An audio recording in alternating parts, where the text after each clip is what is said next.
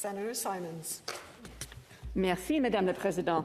I rise now on a happier topic, although a bittersweet one, to speak to this inquiry into the outsized contributions made by Senator Ratna Omidvar to the Senate of Canada and to our entire nation.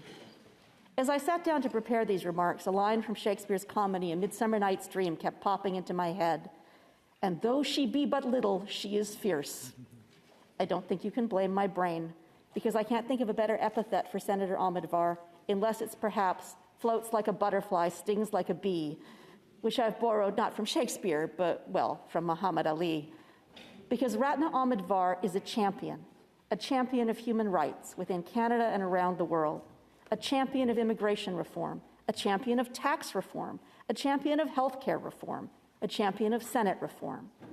The independent Senate as we know it today simply would not exist without her early efforts, many of them behind the scenes, to restructure and reinvigorate the work of the independent senators and of the original independent senators group.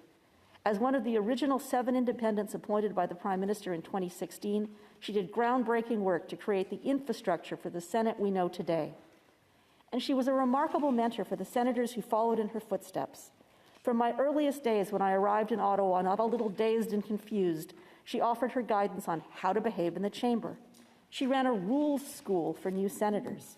And later she offered me guidance on how to do such things as launch an inquiry or table a motion or find a really good dosa in this town. But as much as Ratna was a direct mentor, she was even more important to me as a role model, as an example of what a senator can and should be. I marveled at her ability to channel her passion and her ideals into practical action. Lots of senators have causes they embrace. Few among us, though, have had as much tangible success in advancing their agendas and seeing them adopted as legislation. Her ability to fight for her principles and stand fast for her ideals, while at the same time taking a pragmatic, common-sense approach to building consensus and getting things done, has served as an inspiration for me, as I know it has for others. Ratna once told me she thought her real strengths were her abilities to convene and to curate. And while I think she has many, many other gifts, her capacity to bring diverse people together across partisan lines to work on issues that transcend ideology is one of her more magical powers. She knows how to start important conversations, and she doesn't just know how to talk. She knows, equally importantly, how to listen.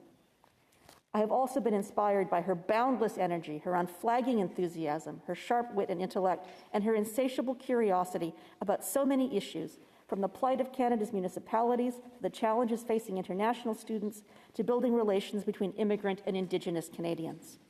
Of course, she spoke out about human rights abuses in Canada, and in Iran, and in Afghanistan, and in Burma, and in Hong Kong, but she was particularly fierce in confronting the tyranny of the Russian government and of Russian oligarchs, and in finding creative ways to stand up for the people of Ukraine. But just when I thought I knew Ratna Omidvar, she would surprise me. Who knew, for example, that she spoke fluent German and that she was deeply conversant with the issues facing the modern united Germany? Na ja, sie ist eine bemerkenswerte Frau. Truly, she is a remarkable woman. And who knew how fantastic she would look in blue jeans and a cowboy hat at the Calgary Stampede, like a real prairie girl ready to ride the range. After Stampede, I had the pleasure of welcoming Ratna to Edmonton, a city she had never visited. I was determined to convince her of the beauty, cultural diversity, and ingenuity of our city, so I crammed her schedule, filled with meetings and events. But I will never forget one moment we shared while we toured the Indigenous Peoples Experience at Fort Edmonton Historic Park. The IPE, as it's called, opened in 2021, and it is, if I may say so, a remarkable, immersive museum and one of the best explications of First Nations and Métis history and culture I have ever seen anywhere. It uses audio and video so creatively. Every time I visit, I am moved by its profound and numinous enchantment and its thoughtful, powerful treatment of Indigenous culture and the impact of residential schools and of Indigenous resilience. I was so pleased to show it off to her. Thus, I was puzzled when I walked over to where Ratna was standing and found her almost shaking with outrage. I wondered what on earth was wrong. She looked up at me with indignation.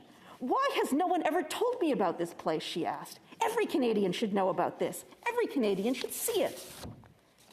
I thought this perfectly encapsulated her boundless curiosity, her passion for knowledge, for people, and for justice, her unending quest to better understand the complexities of the country she so loves. Ratna has headed off for many other adventures in Berlin and at Toronto Metropolitan University, but I cannot wait until she makes good on her promise and brings her whole family back to Edmonton to stay at Fort Edmonton Park, because I already miss her.